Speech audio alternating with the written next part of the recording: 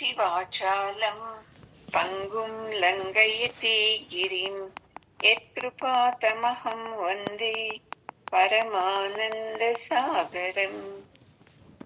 ఓం సహనావతు సహనౌ భునక్తు సహ వీర్యం కరవావహై తేజస్వినావధీతమస్తు మా విద్విషావహై. ఓం శాంతి శాంతి శాంతి. గురువు గారి పాదాలకు, జగద్గురు పరమాత్ముని పాదాలకు నమస్కారం చేద్దామండి. ఈరోజు 19వ శ్లోకము. తస్మాదసక్తః సతతం కార్యం కర్మ సమాచర అసక్తో హ్యాచరన్ కర్మ పరమాప్నోతి పురుషః. పరమాత్ముడు చెప్తున్నాడు, నీవు అన్ని పనులు చెయ్యి, నీకు వచ్చిన ప్రతి ఒక్క పనిను చెయ్యి. అయితే నీవు ఎలా చేయాలి అంటే, ఆ పనుల్లో నీవు ఫలాన్ని ఆపేక్షించకు. ఇది నా కర్తవ్యము అని చేయాలి. ఇంటి పనులు, బయట పనులు, ఏ పని చేసినా ఇది నా కర్తవ్యం అని చేయాలి. కానీ దీంట్లో ఏది అపేక్షించకూడదు. నాకు ఇలాంటి ఫలం రాని, ఈ పూజ చేస్తున్నాను, ఇలాంటిది కానీ, నేను అనుకున్నది జరగని, ఇంట్లో వంట బాగా చేస్తున్నాను, మా వాళ్ళంతా మెచ్చుకొని, ఇలా ఎన్ని ఉంటారు కదండి మనకు సంసారంలో. అలాంటి పనులు ఏమి చేసినా నీవు అపేక్షించకుండా ఫలాన్ని నీవు అనాసక్తితో, ఆసక్తితో కాదు, ఓ ఇది చేస్తున్నాను నాకు మంచిది కానీ అని అనుకోకుండా అనాసక్తితో ఇది నా కర్తవ్యము అనుకొని చేశావంటే, అలాంటి మనిషి ఏం చేస్తాడంటే పరమ ప్రభుని పొందవచ్చు, పరమాత్మని పొందవచ్చు అని చెప్తున్నారు. చూడండి ఎంత ఈజీ చూడండి పరమాత్మని దగ్గరికి మనం వెళ్ళటం. మనం ఏం చేసుకొని ఇస్తాము, అమ్మో పరమాత్ముడిని మనం చూడాలంటే ఎన్ని పూజలు చేయాలా, ఎన్ని వ్రతాలు చేయాలా, ఎన్ని పుణ్యక్షేత్రాలు వెళ్ళాలి, ఎంత తపస్సు చేయాలి, ఇవన్నీ మనమే మన నెత్తి మీద వేసుకున్నామండి. ఈ శ్లోకంలో ఎంత బాగా చెప్పాడు చూడండి పరమాత్ముడు. ఏం లేదు, నువ్వు ఏం పని చేస్తావో దాంట్లో ఫలాన్ని ఆపేక్షించకుండా నువ్వు చేసేయి, నీకు పరమాత్ముడే లభిస్తాడు అని ఎంత బాగా చెప్పాడు చూడండి. మనకి ఇది తెలియకుండా మనము పనుల్ని చూస్తే ఏదేదో తిట్టుకుంటూ చేస్తాము. ఇంకా పూజల్ని చూస్తే పరమాత్ముడు మనకు కనబడతాడు, పరమాత్ముని పొందవచ్చు మనము అని చేస్తున్నాము. అందుకే చెప్తున్నాడు పరమాత్ముడు, అవన్నీ వదిలేసేయండి. ఇది ఏది కష్టమని కాదు, అలా అపేక్షించేది మనం వదిలేసేమంటే చాలు, మనకు అంత మంచి స్థితి లభిస్తుంది అని. ఇవంతా సాధకుల గురించి కొంచెం చెప్తున్నారు చూడండి. ముఖ్యంగా ఎందుకంటే ఇది సత్సంగం వినే వాళ్లకు తెలుసు ఇవన్నీ. అవును, ఫలాపేక్షించకూడదు, ఫలాన్ని వదిలేసి నిర్లిప్తంగా మనం చేయాలి అని. అయితే వేరే వాళ్ళకి తెలియదు కదండి.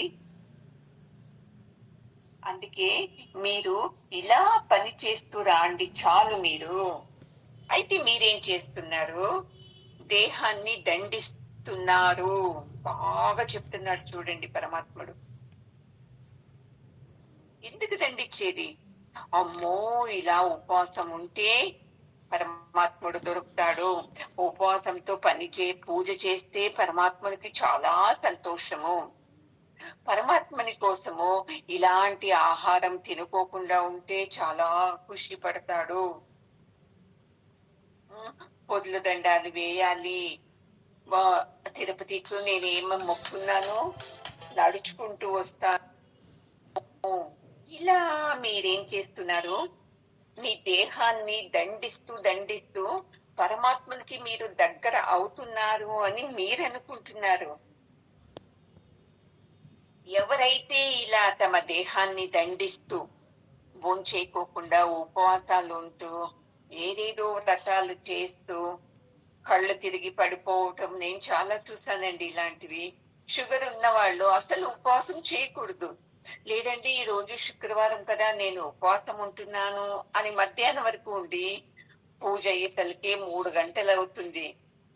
దేవునికి ఇలా ఇలా మంగళారతి ఇస్తూనే పడిపోయిన వాళ్ళు ఎంతమంది ఉన్నారు, తల చక్కెర వచ్చి. ఇది కొద్దిగాను పరమాత్ముడు హర్షించడండి ఇలాంటివన్నీను. ఒక్కటి పరమాత్ముడు చెప్పేది, నీవు ఏదే పనులు చెయ్యి దాని మీద ఫలాన్ని అపేక్షించకుండా చెయ్యి, ఇంతే చెప్పేది. చూడండి మరి దేవస్థానాలు ఎందుకు ఉండేది, మళ్ళీ వ్రతాలు ఎందుకు చేసేది, ఇవన్నీ ఉంది కదండి అని అడగచ్చు మీరు. అవన్నీ ఉందండి, దేవస్థానాలు కూడా ఉంది, దేవస్థానాలకు వెళ్ళొచ్చు, అన్నీ చేయొచ్చు. అయితే ఈ భావనతో చేయండి. ఒక గుడికి వెళితే మనం వెళ్తామా అండి ఊరికి? అమ్మో ఎంత లిస్ట్ వెంటేసుకుని వెళతాము. చిన్న గిన్నెలో పూజ సామాన్లు ఉంటది, మనసు లోపల ఎంత పెద్ద లిస్ట్ ఉంటది. అంత లిస్ట్ పెట్టుకుని వెళితే నీకు మంచిది అవుతుందా అండి? అందుకే పరమాత్ముడు ఇక్కడ చెప్తుండేది. అర్జునుడు అడగాడు కదా, 2వ క్వశ్చన్ లో 3 అధ్యాయంలో 1వ శ్లోకంలో అడిగాడు కదా, జాయసి చేత్ కర్మణస్తే, నేను ఏం చేయాలి చెప్పు, ఎలా చేస్తే కర్మల్ని మంచిది, ఇవన్నీ అడిగాడు కదా 1, 2 శ్లోకంలో. నాకు ఏది సరైంది చెప్పు, నీవు నాకు అర్థం కావటం లేదు, ఎలా చేయాలి పనులోనే తెలుస్తలేదు అని అడిగాడు కదండి. అందుకు ఈ శ్లోకంలో పరమాత్ముడు ఆన్సర్ ఇస్తున్నాడండి. నీవు ఈ పుణ్యం గురించి ఇవన్నీ వదిలేసేసేయి. కష్టం కదండి మనకు, అమ్మో పుణ్యం వస్తుంది అని మనం అన్ని పనులు చేసేది. మళ్ళీ ఈ లోకంలో పుణ్యం వస్తుంది, స్వర్గంలో పుణ్యం వస్తుంది. ఇవి రెండును మన మనసులో ఉంది, ఈ రెండిని తీసేయి అని చెప్తున్నాడండి పరమాత్ముడు ఈ శ్లోకంలో. అలాగని నువ్వు గుడికు వెళ్ళు, ఏకాదశిలు చెయ్యి, పూలు పెట్టు, ఎన్ని రకాల ఏదేది ఇష్టమైతుందో పరమాత్మనికి అన్ని చెయ్యి. అయితే ఏ భావనతో? ఇవి చేస్తున్నాను నాకు మంచి జరగని అని వదిలేసి ఇది నాకు సంతోషము నీకర్పిస్తే, ఈ భావనతో చేయాలండి. ఈ భావనతోనే గుడికి వెళ్ళాలండి. అప్పుడు నీకు మంచిది అవుతుంది. నీవు శ్రేష్టమైన పరమ పవిత్రమైన పరమాత్ముని పొందొచ్చు అని చెప్తున్నాడు చూడండి. ఎంత ఈజీగా చెప్తున్నాడు చూడండి పరమాత్ముడు. ఇలా చేసావంటే చాలు. మనం ఏం చేస్తున్నాము? ఇలా తప్ప ఇంకన్నీ చేస్తున్నాము కదండి. అయితే అందుకే జ్ఞానికి ఏవీ లేవు చూడండి. ఫలాన్ని అపేక్షించి చేయడు, అయ్యో ఇది అవుతుందేమో అని వదిలేయడు. ఊరికే తన స్థితిలో తాను చేసుకుని వెళ్తూ ఉంటాడు. అలాంటి వాళ్లకు ఏమి కర్మలు లేవు చూడండి. పనులు చేయొచ్చు, వదిలేయచ్చు. విధి నిషేధాలు ఏవీ లేదు. ఇలాంటివి చేయాలి అని విధి లేదు, ఇలాంటిది చేయకూడదు అనే నిషేధము లేదు జ్ఞానికి. మనకు ఇవి రెండు ఉంది చూడండి. ఇలాంటి కర్మలు చేయమని పరమాత్ముడు చెప్తున్నాడు. మళ్ళీ ఇలాంటివి చేయొద్దండి, ఫల ఆపేక్షించి ఇలాంటి పూజలు, వ్రతలు, పనులు ఏదే కానీ చేయకండి అని రెండు చెప్తున్నాడు చూడండి. చూడండి కొంతమంది జ్ఞానులు శ్రీకృష్ణార్పణమస్తు పనులు అయిన తర్వాత అతనికి అర్పణ చేసేస్తారు. ఇది చాలా మంచిది చూడండి. అందుకే అర్జున, నీవు యుద్ధం చేస్తున్నావు కదా, నీవేమనుకుంటున్నావు? వాళ్ళు చనిపోతారు, వాళ్ళ భార్యలు విధవలవుతారు, వాళ్లకు బిడ్డలు పుట్టరు, వాళ్ళ భార్యలు చెడ్డదారిలకు వెళతారు, మళ్ళీ వాళ్లకు బిడ్డే పుట్టల నుండి ఏ పిండ తర్పణాలు చేసేకి కాదు. ఇవన్నీ నీవనుకుంటున్నావు కదా, ఇవన్నీ వదిలేస్తే యుద్ధం చేయటం మాత్రం నా కర్తవ్యం అని నువ్వు చెయ్యి. ఫలాన్ని అపేక్షించకుండా, నేను గెలుస్తానేమో, నాకు ఈ రాజ్యం దొరుకుతుందేమో, ఇవి ఏవి అక్కర్లేదు. ఇవన్నీ వదిలేసి ఇప్పుడు నా కర్తవ్యం ఏంటి? యుద్ధం చేయటం. దాన్ని నీవు చేసావంటే ఇంకా చాలు. దాంట్లో నీవు ఏది అపేక్షించకుండా, దానికి అంటుకోకుండా నువ్వు కర్మలు చేసేసినావంటే నీవు చాలా సుఖంగా ఉండొచ్చు. ఇప్పుడు ఎందుకు సుఖంగా లేదు? అమ్మో, ఎన్ని పెట్టుకున్నాం కదండి, అది చేయాలన్నా, ఇది చేయకూడదా, అది చేయాలన్నా ఏమో అని. అందుకే అహంకారం, నా మీద యుద్ధానికి వచ్చారే, వీళ్ళు ఎలాంటి వాళ్ళు, నేను చూడాలి వాళ్ళని అన్నాడు కదా మొదటి అధ్యాయంలో. అది నువ్వు వదిలేసేయాలి. మళ్ళీ అయ్యో ఏమవుతుందో, వాళ్ళకి ఏమవుతుందో అనేది ఈ సంఘాన్ని కూడా వదిలించుకొని నీవు యుద్ధం చెయ్యి అని పరమాత్మని గురించి పరిచయం ఆత్మని గురించి పరిచయం చేస్తున్నారు చూడండి. ఆత్మ తృప్తితో పని చేయి నీవు అని చెప్తున్నారండి. మళ్ళీ అర్జునునికి అనిపిస్తారు కదా, ఆత్మతృప్తితో ఎలా పనిచేయాలి అని అడుగుతాడు అని చెప్పేసి పరమాత్ముడినే చూడు, ఆత్మతృప్తితో ఎవరు చేశారు తెలుసా పనులు? వాళ్ళును ఉన్నారు అర్జున, వాళ్ళ గురించి నీకు చెప్తాను విను అని చెప్పి ఇప్పుడు పరమాత్ముడు ఇంకొక శ్లోకం చెప్తున్నారండి.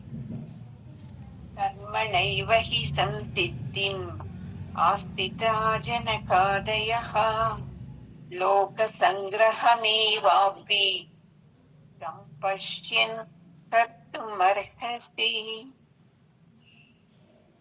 చూడు, ఇలాంటి వాళ్ళు కూడా ఉన్నారు అని జనక మహారాజు, సీతాదేవి తండ్రి కాదండి, ఇతను వేరే. ఇలాంటి వాళ్ళందరూ తమ కర్మల్ని ఇలాగే చేశారు అర్జున. చూడండి, పరమాత్ముడు నేను చెప్తున్నాను విను అని చెప్పటం లేదు ఇక్కడ. ఇలాంటి వాళ్ళు, ఇలాంటి రాజులు చేశారు చూడు అర్జున, అందుకే నీవు ఇలాగ చెయ్యమని చెప్తున్నాడు చూడండి. అందుకే నీవు కూడా అందరికీ ఆదర్శం కావాలి. ఇప్పుడు యుద్ధం నుండి నువ్వు వెళ్ళిపోయావంటే అందరూ నిన్ను తిట్టుకొని ఇంకా వాళ్ళ బిడ్డలకు చెప్పేస్తారు, ఏమి అర్జునులాగా నీవు కూడా ఇలాంటి పిరికి పందగా వ్యవహరిస్తావే, అది వచ్చేస్తది కదండి లోకంలో. అలా నీవు లోకానికి ఆదర్శం కావద్దు అర్జున. ధైర్యంగా యుద్ధం చెయ్యి. అప్పుడు ముందుకి మీ పిల్లలకి వాళ్ళు పేరెంట్సే అంటారు పిల్లలకి, అర్జుని లాగా ఉండాలి ధైర్యంగా అంటారు. ఇప్పుడు నీవు యుద్ధం వదిలేసి వెళ్ళావంటే ఏంటి అర్జున్ లాగా పిరికి పండులాగా వ్యవహరిస్తావే అని లోకం అంతా అనుకుంటాది అర్జున. అలా చేయకోకుండా నీవు ఇలా, రాజులు ఎంతో మంది చేశారు, జనక మహారాజు ఇలాగే చేశాడు. తమ కర్మల్ని ఏ ఫలాన్ని అపేక్షించకుండా చేసి పరిపూర్ణతని పొందారు. అందుకే నీవు కూడా అలా చేసావంటే జనులకేమి, ప్రజలకేమి, అమ్మా అర్జునిలాగా ఉండాలి అని వస్తుంది కదా. చూడండి ఎంత బాగా చెప్తున్నారు. మనము అమ్మో చాలా ఈ పనులే వద్దు అనేస్తాం.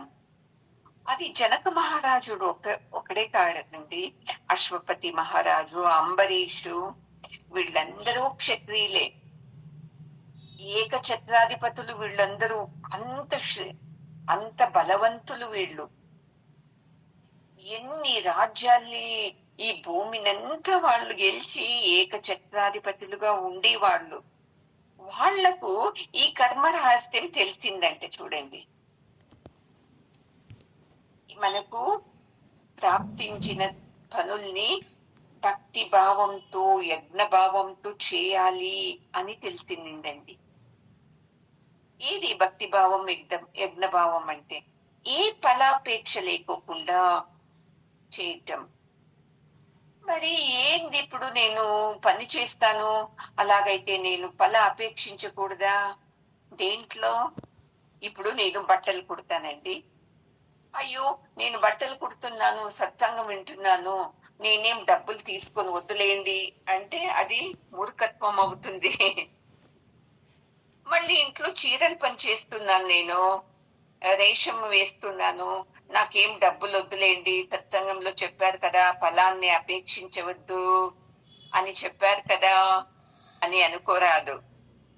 దాన్ని తీసుకోవాలండి. ఫల అపేక్ష అంటే ఏంటి అనుకున్నారు? మనసులో అయ్యో నేను బాగా చేశాను పూజ, నాకు రాని, లేకోకుంటే నేను ఈ పని చేశాను, ఈ పనుల నుండి నాకు పుణ్యం రాని, మా ఆయన వచ్చి అయ్యో ఎంత బాగా చేస్తావే వంట అని మెచ్చుకొని, నా కొడుకు వచ్చి అమ్మా నువ్వెంత మంచిదమ్మా, డబ్బులంతా నాకు ఇచ్చావో అని పొగడని, ఇలాంటి వాటిని మీరు కంట్రోల్ చేసుకోవాలని చెప్తుండేది చూడండి.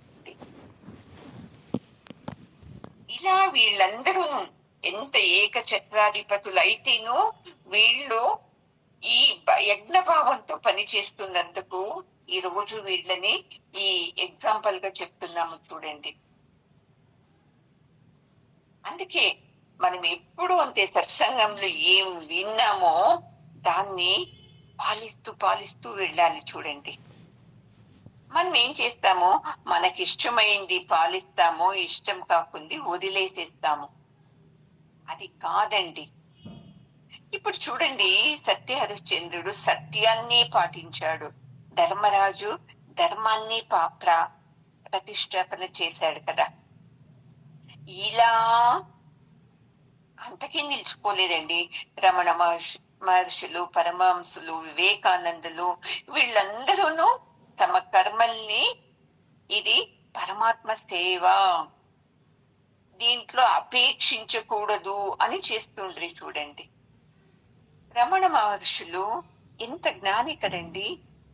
ఆ పనులు ఏమి చేయకూడదు, వాళ్ళు ఊరికే కూర్చోవాలి అని మనం అనుకుంటాము. వాళ్ళ తల్లి పెద్ద కొడుకుని వదిలేసేసి రమణుల దగ్గరికి వచ్చేస్తుందండి.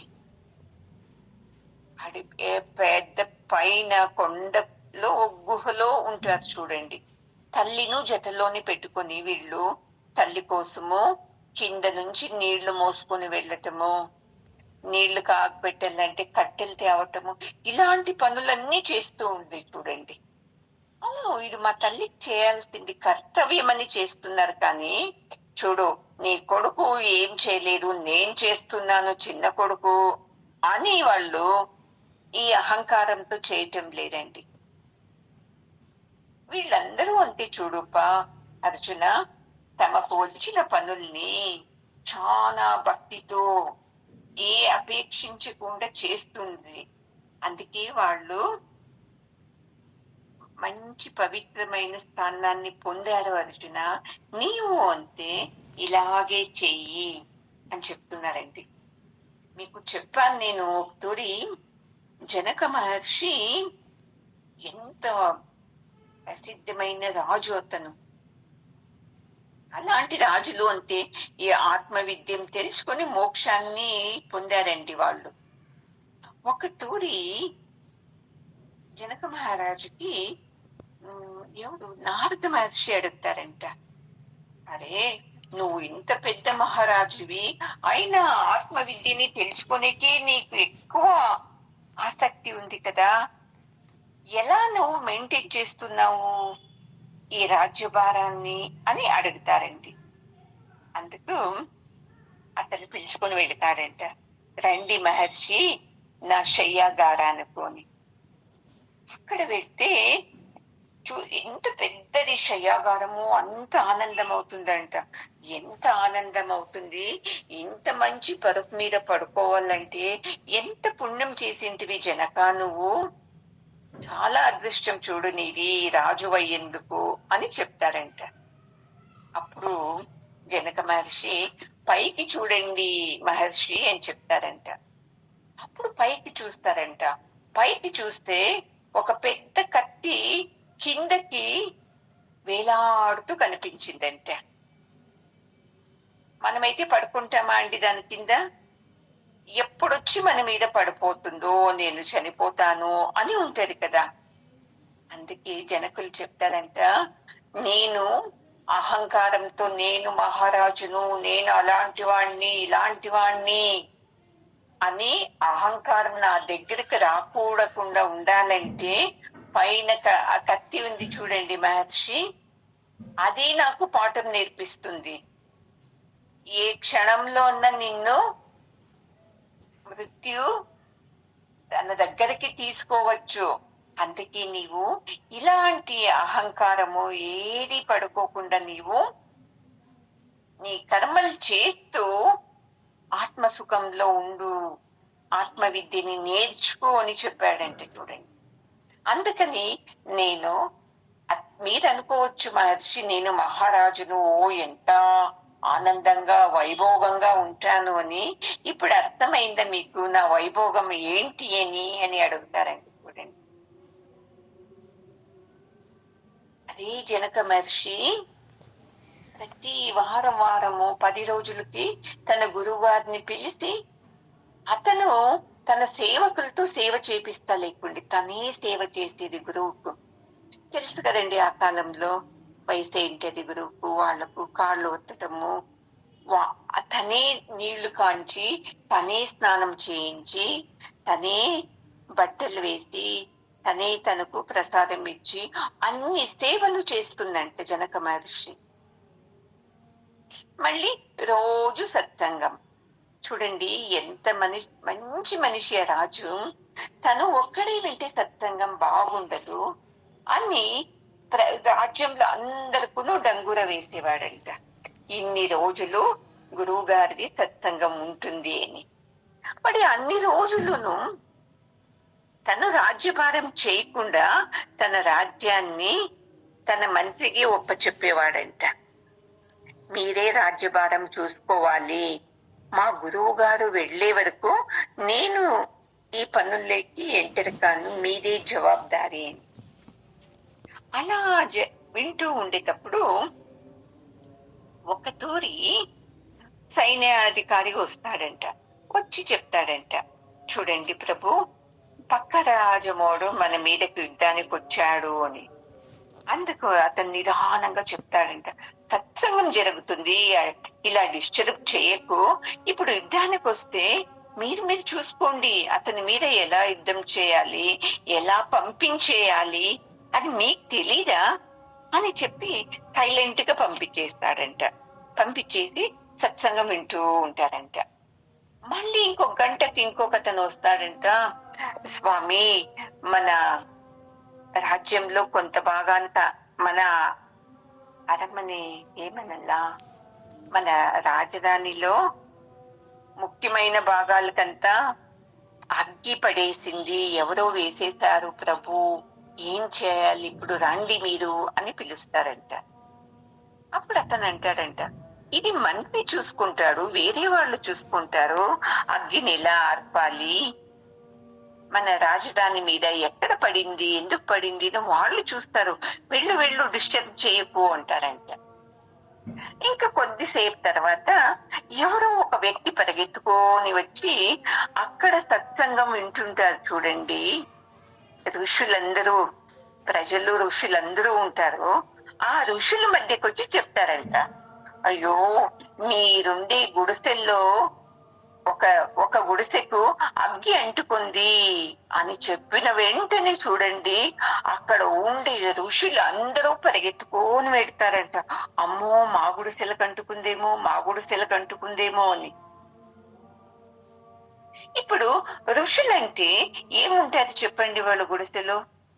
వాళ్ళు వేసుకొని లంగోటి ఒకటి, భిక్షమెత్తుకొనికి ఒక జోగులు ఏదో అంటారు చూడండి, తెలుగు ఇట్లా తగలేసుకుంటారు భుజానికి, 2 గిన్నెలు ఉంటుంది అంతే కదండి ఋషులు. లేదన్నా అన్ని వస్తువులు ఉంటారా వాళ్ళతో? చూడండి, అది 2 బట్టలు ఉండేది, ఒకటి ఒళ్ళు మీద ఉంటది, ఒకటి దండం మీద ఉంటది. ఆ 2 జతలు బట్టలు 2 గిన్నెల కోసము ఈ ఎన్ని సంవత్సరాల నుంచి తపస్సు చేస్తూ ఈ ఆత్మ చింతనలో ఉండేవాళ్ళే, అమ్మో నా గుడిసెక, నా లంగోటిక, నా గిన్నెలకి ఏమవుతుందో అని పరిగెత్తుకొని వెళ్తారు. చూడండి, ఇతను రాజు, అన్ని భోగాలు ఉంది ఇతనుకు. పక్క రాజ్యమాడు వచ్చాడు యుద్ధానికి అన్నప్పుడు మనసు కదలలేదు. మళ్ళీ వచ్చి మన రాజధానికి ఒక భాగం మీద అగ్గిపడింది అన్నప్పుడు కదలలేదు. చూడండి, ఇతని మనసు ఎక్కడుంది? ఆత్మతత్వం మీద ఉన్నింది. ఏం కావాలో జరుగుతుంది, పరమాత్మునికి తెలుసు ఏది చేయాలి అని. ఎంత బాగా మీరు చెప్పండి గురువు గారు అని సత్సంగం వింటూ ఉన్నారు. చూడండి, ఇది చూడండి, మన మనసు అన్ని పనులు చేస్తూ ఉండాలి. అయితే ధ్యాస ఎక్కడ ఉండాలి? పరమాత్మ మీద ఉండాలండి. మనకు అన్ని పనులు చేస్తుంటాము, ధ్యాస సంసారం మీదనే ఉంటది. లేదండి నేను పూజ చేస్తుంటాను, పూజ చేస్తుండేటప్పుడు పరమాత్మ మీద ఉందా మీ మనసు? ఎక్కడుంది? పూజ చేస్తుంటారు, అయ్యో అంటే ఏం చేయాలో యోచనలు ఎక్కడొస్తుంది? అయ్యో ఈ టైంకి మా అబ్బాయి వస్తాడే, నా భర్త వస్తాడే, వాడు భోజనం పెట్టాలి కదా. సత్సంగం వింటూ ఎక్కడుంది మీ మనసు? సత్సంగంలో ఉందా? ఇంటి పనుల్లోనే అది చేయాలనే, ఇది చేయాలనే, ఇలా మనము బయటదే ఉంటది తప్ప మన మనసు ఈ పరమాత్మ మీద ఉండదు. ఇది తప్పు. చూడు అర్జున, అన్ని పనులు చెయ్యి, ఏది అపేక్షించకుండా చెయ్యి, అన్ని చూసుకునేవాడు ఆ పరమాత్ముడే అనే భావంతో చేయమని పరమాత్ముడు ఎంత బాగా చెప్తున్నాడు చూడండి అర్జునునికి. అన్ని ఇచ్చేది పరమాత్ముడు, అతనుకు తెలుసు ఎంత ఇవ్వాలి, ఎంత తీసుకోవాలి అని. మనం అనుకుంటాము, అమ్మో మాకొస్తే చాలు నేను ఇవ్వను అని. వాని రూల్సే వేరే అండి.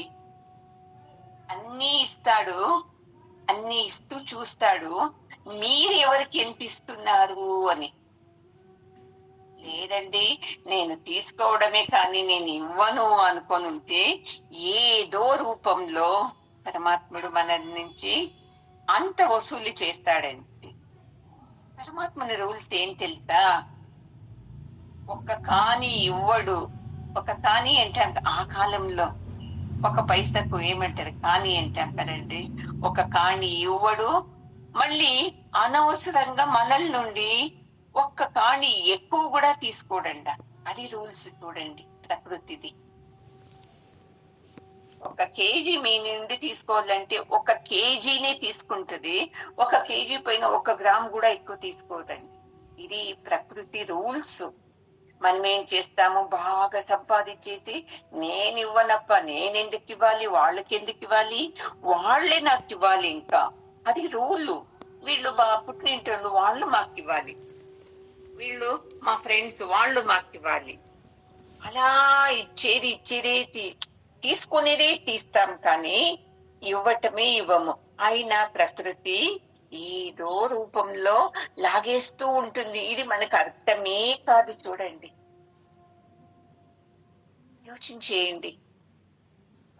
అనవసరంగా హెల్త్ పాడైపోతుంది. అయ్యో ఎన్ని డబ్బులు ఖర్చు చేస్తాము. పిల్లలు అనవసరంగా వేస్ట్ చేస్తుంటారు. భర్త తాగుతూ ఉంటాడు, వేస్ట్ ఖర్చులు చేస్తూ ఉంటాడు, లాస్ అవుతూ ఉంటుంది. పనుల్లో పురోగతిని ఉండదు, లాస్ అవుతూ ఉంటుంది. ఎందుకంటే బ్యాలెన్స్ చేస్తున్నాడు పరమాత్ముడు. వీళ్ళు ఎంత సంపాదిస్తున్నారే, ఎంత ఇస్తున్నారు బయటకు, నా డబ్బులే సంపాదించుకొని, ఆహా నేను సంపాదించాను, నేను ఇలా సంపాదించాను అని పెట్టుకుంటుంటారు కదా. వీళ్ళు ఎంత మందికి దానం చేస్తూ ఉంటారు, ఏ భావంతో దానం చేస్తున్నారు, ఇవన్నీ లెక్కలు చూడండి పరమాత్మతో. అందుకే అర్జున, నీవు ఇవన్నీ వింటూ మనసులో అయ్యో నేను చేయాలి యుద్ధం అనుకోకుండా నిలబడుకొని ఇది నా కర్తవ్యము అనుకుని నీవు పని చెయ్యి చూద్దాము అని ఇలా చేయాలి అని చెప్తున్నారండి ఈ శ్లోకంలో. 21వ శ్లోకం అండి. యద్యదాచరతి శ్రేష్ఠః తత్తదేవేతరో జనః స యత్ప్రమాణం కురుతే లోకస్తదనువర్తతే. చూడు అర్జున, నీకు మళ్ళీ మళ్ళీ చెప్తున్నాను, ఇప్పుడు చాలా శ్రేష్ఠ వ్యక్తులు ఎలా నడుస్తుంటారో వాళ్ళని చూసి సామాన్య వ్యక్తులు అలాగే నడుస్తారు. అతను ఏదేది నియమాలను అనుసరిస్తారో సామాన్యులు అయ్యో అలా అతనిలాగా ఉండాలండి, మనము ఇలా ఉండకూడదు అని వాళ్ళు అలాగే వర్తిస్తారు. అందుకే మనము ఏం పనులు చేసినా అది మిగతా వాళ్లకు ఆదర్శంగా ఉండాలి. ఎందుకు చెప్తున్నాడు ఈ శ్లోకము? నేను యుద్ధం చేయను బాబో, నేను వెళ్ళిపోతాను బాబో అనేవాన్ని ఎవరైనా ఆరాధిస్తారా అండి? వీడు ఏమో 3 లోకాలకు మహా బలశాలి వీర అని చెప్తున్నాడే, ఇలాంటి వాడు ఎందుకు యుద్ధం నుండి పరిగెత్తుకొని వెళ్తున్నారు అని అనుకోకూడదు అని డైరెక్ట్ గా అర్జునునికి చెప్పలేక ఇలా చెప్తున్నాడు. చూడండి, నీవు ఏ పని చేసినా దాన్ని వేరే వాళ్ళు చూసి అలాగే అబ్బా ఇలా ఉండాలి చూడు, నేను చూస్తే ఎలాగో జీవిస్తా ఉంటేనే ఇది తప్పు కదా అని అనుసరించాలి. అలాంటి పనులు మనం చేయాలి. చేస్తామా అండి మనం అలాంటి పనులు? ఇప్పుడు ఎందుకు ఏదో గురువు గారు సత్సంగం ఉంటాము, అవన్నీ చేస్తాము, అయ్యో అలాగుండాలి నేను అనుకుంటాం కదండి. మీ పక్కింటి ఆమెను చూసి ఏదేదో తిడుతూ ఉంటుంది, పిల్లలంతా అలా ఉండాలి నేను అని అనుకుంటారా అండి మీరు? లేదు కదా. ఇప్పుడు చూడండి, మీ ఫోటోకు మీరు ఎందుకు పూజ చేయరండి? మీ అమ్మా నాన్న బతికి ఉంటారు, వాళ్ళ ఫోటోని వేసుకుని ఎందుకు పూజ చేయరండి? ఎప్పుడు అంతే, మనకన్నా మానసికంగా పెద్దగా ఉండే వాళ్ళనే మనము అనుసరించేది. ప్రజలంతా వాళ్ళని అనుసరిస్తారు అర్జున. ఎందుకంటే చూడండి, ఇప్పుడు మనమే మన గురువు గారి ఫోటోని పెట్టుకుంటాం, వాళ్ళు మనలాగే మనుషులే కదండి. అయినా వాళ్లలో ఏముంది? డబ్బులు లేదు, ఆస్తి లేదు, ఐశ్వర్యం లేదు, అధికారం లేదు, ఏది లేదు. ఉండేది ఒకటి, పరమాత్మని ఆత్మతత్వం. ఈ ఆత్మతత్వాన్ని వాళ్ళు తెలుసుకుని అలాగే జీవిస్తుంటారు. అందుకని మనం ఏం చేస్తామండి, వాళ్ళ ఫోటోని పెట్టుకొని పూజ చేస్తాము కదండి. ఇప్పుడు నాకు ఆత్మతత్వం ఇష్టము, అందుకని వాళ్ళు ఫోటో పెట్టుకుంటా. ఇంట్లో నా అబ్బాయికి ఏమి క్రికెట్ అంటే ఇష్టము, అతను ఏం ఫోటో పెట్టుకుంటాడు, ఓ సచిన్ దేవ్ చాలా ఫేమస్ అని పెట్టుకుంటాడు. ఇలాగా అర్జున, మనకన్నా హైట్ లో గుణంలో పెద్దవాళ్ళని అందరూ అలాగ నేను ఉండాలి అని అలాగే జీవిస్తారు. అందుకే మనం ఎప్పుడు ఇంకొకరి కోసం ఇంకొకరు మనల్ని ఆదర్శంగా తీసుకోవాలి, అలాగా మనము వర్తించాలి. చూడండి, మనం ఎలాగా, ఇంట్లో వాళ్ళు మన పిల్లలే అంటారు, ఇంత సత్సంగం విని నువ్వేం నేర్చుకున్నావు? ఏంది నేర్చుకోలేదు. మామూలుగా ఉన్నాము అనేస్తారా లేదా అండి? మరి వింటాము సత్సంగము, మళ్ళీ దీన్ని ఆచరించేటప్పుడు కోపంలో మర్చిపోయేస్తాము, ఇంట్లో వాళ్ళని ఎలాగంటే అలా తిట్టేసేస్తాము. తిడతామా లేదా అండి? వాళ్ళు ఒకే మాట అంటారు. ఇది సత్సంగంలో చెప్తారు కదా మీకు గురువు గారు, కోపం తగ్గించుకోవాలి అని. ఏం తగ్గించుకున్నావు నువ్వు? అలాగే ఉన్నావు, ఏమి చేంజ్ కాలేదు. ఎంతమంది స్టూడెంట్స్ నాకు కంప్లైంట్ చేశారండి. నేను చిన్న పిల్లల క్లాస్ చేస్తా కదా, దాంట్లో వాళ్ళ పిల్లలు వాళ్ళ అమ్మ నాన్న మీద కంప్లైంట్. మీ దగ్గరికి మా అమ్మ నాన్న క్లాసుకు వస్తారు, ఏది చేంజ్ కాలేదు వాళ్ళు. సేమ్ అదే కోపము, అదే రోషము, అదే అహంకారము అన్నీ ఉంది. ఏమంటే అప్పుడప్పుడు మీ సత్సంగానికి వస్తారు అంతే చూడమ్మా అని. మనము ఇంట్లో వాళ్ళకి ఆదర్శం కాలేకుంటే వేరే వాళ్ళు మనల్ని అనుసరిస్తారా అండి? అందుకే ఈ ఆత్మతత్వం వింటూ, ఈ సత్సంగం వింటూ వింటూ మనలోని దుర్గుణాలన్నీ మనమే వదిలించుకోవాలి. ఒక్కోటి వదిలించుకోవాలి. గౌతమ బుద్ధుడు తను తెలుసుకుందంట, అయ్యో మనిషి జీవితం ఉండేది పరమాత్ముడంటే ఎవరు, నేనంటే ఎవరు అని తెలుసుకోవడానికి ఉండేది. అందుకని నేను ఇక మీదట ఇలాంటి జీవనం చేయను అని చెప్పేసి అతను ఏం చేశాడు, తపస్సు చేసే షురువు చేశాడండి. తక్షణమే ముక్తి దొరికింది అతనుకు. తనలోని ఒక్కో దుర్గుణం మీద విజయం సాధిస్తూ ఒక్కో జన్మలో ఒక్కో గుణాన్ని వదిలేస్తూ 500 జన్మలు ఎత్తాడంట. చూడండి, 500 జన్మల తర్వాత తనకు ముక్తి దొరికిందంట. ఇంకా మనం ఇంకెన్ని జన్మాలు ఎత్తాలండి?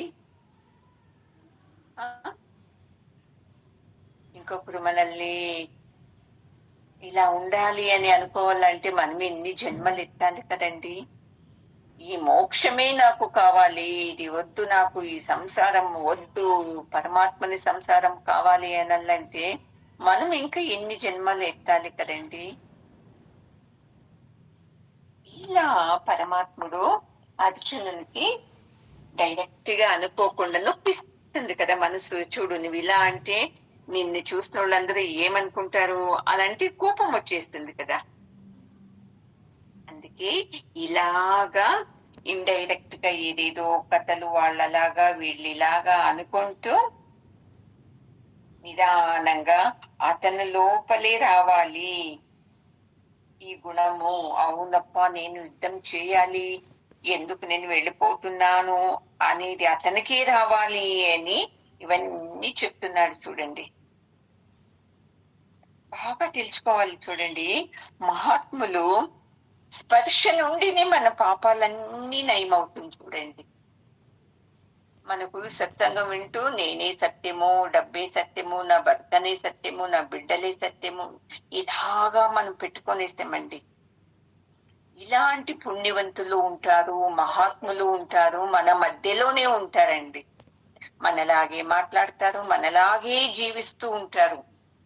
వాళ్ళు నిజమైన వాళ్ళు. చూడండి, కషాయ వస్త్రాలు వేసుకొని, కమండలం పెట్టుకొని, రుద్రాక్షలు వేసుకొని ఏదేదో నటిస్తూ ఉంటారు. భజగోవిందంలో చెప్పాను కదండి, జటిలో ముండి లుంచిత కేశ. అలాంటి కాకోకుండా ఇలాంటి మహాత్ముల్ని మనం గుర్తించాలి. మనం ఈ జ్ఞానంతో వాళ్ళు మనల్ని స్పర్శిస్తే చాలంట అండి, వాళ్ళ పుణ్యం మనకొచ్చి మనలోని పాపం అంతా నాశనం అవుతుందండి. చూడండి, అందుకే ఎప్పుడు తీసుకునే దాంట్లో ఆనందం ఉండకూడదు. మనకు ఇస్తూ ఉండాలి. అప్పుడు చూసుకోండి, మనకు ఎక్కడెక్కడి నుండినే వచ్చేకి శురువవుతుంది. మనకి ఎందుకు వస్తా లేదు అంటే మనం ఇస్తున్నామా అండి? మనము ఎప్పుడో ఒకరు వచ్చే వాళ్ళకి ఇస్తామండి అని దాన్ని గొప్పగా చెప్పకండి నాకు మళ్ళీ క్లాస్ అయిన తర్వాత. ఏ భావంతో ఇచ్చారండి అది? యజ్ఞ భావంతో ఇచ్చారా మీరు? మీరు దాన ధర్మాలు చేశారు, మీ ఇంట్లో వాళ్ళు చేస్తారు, ఒప్పుకుంటాను. వాళ్ళు ఏ భావంతో ఇచ్చారు చెప్పండి మీరు. పుణ్యం రాని, మంచిది కానీ, నా బిడ్డలకు మంచిది కానీ ఈ భావంతో ఇచ్చారు. యజ్ఞ భావంతో ఇచ్చారా అండి మీ ఇంట్లో వాళ్ళు కానీ, మీరు కానీ? లేదు. ఇప్పటి నుంచి అయినా అయ్యో నేను వాళ్ళకి ఇవ్వాలి, వీళ్ళకి ఇవ్వాలి. నాకు నైట్ కూర్చొని యోచించండి, ఎంతమంది మీకు ఇచ్చారు అని ఒక లిస్ట్ రాసుకోండి. తర్వాత దాని పక్కలో మీరెంత మందికి ఇచ్చారు అది రాసుకోండి. ಯಾವ భావంతో ఇచ్చారో ఉన్ని అది వదిలేసేయండి. అప్పుడు మీకు ఇచ్చిన వాళ్ళ లిస్ట్ పెద్దగా ఉంటుంది, మీరు ఇచ్చింది లిస్ట్ తక్కువ ఉంటుంది. ఇక మీదట అది రివర్స్ కావాలి. మళ్ళీ ఇచ్చేటప్పుడు ఎలా ఉండాలి? ఆనంద భావంతో, అయ్యో వీళ్ళ నుండి నేను ఎంత జ్ఞానం తీసుకోండి, అయ్యో పక్కింటి ఆమె ఎంత సాయం చేసింది, అయ్యో ఎదురింటి అతను ఎంత మంచివాడు, నాకు ఎంత సాయం చేశాడు. వాళ్ళకి నేను ఏమి ఇవ్వలేదు కదా, మా వదినకి ఇవ్వలేదే, అయ్యో మా ఆడబిడ్డకి నేను ఏమి ఇవ్వలేదే, మా అత్తకి ఇవ్వలేదే, మా అమ్మకే ఇస్తూ వచ్చానే, నా కోడలికే ఇవ్వలేదు, నా కూతురికే ఇస్తూ వచ్చాను. ఎన్ని లేవండి మనలో బొక్కలు. ఆ బొక్కలన్నీ మనం ఏం చేయాలి? క్లోజ్ చేస్తూ రావాలి అండి. అది ఈ సత్సంగం జ్ఞానం నుండినే అవుతుంది అని గురువు గారు చెప్తున్నారండి. ఓం పూర్ణమద పూర్ణమిదం పూర్ణాత్ పూర్ణముదచ్యతే పూర్ణస్తి పూర్ణమాదాయ పూర్ణమేవావశిష్యతే. ఓం శాంతి శాంతి శాంతి. హరి ఓం. శ్రీ గురుభ్యో నమః. హరి ఓం. గురువు గారి పాదాలకు నమస్కారం చేద్దామండి. జగద్గురు మనలోని అజ్ఞానాన్ని తీసి మనకే చూపిస్తూ ఆ అజ్ఞానాన్ని నాశనం చేస్తూ ఉన్న కృష్ణ పరమాత్మని పాదాలకు కోటి కోటి దండాలండి.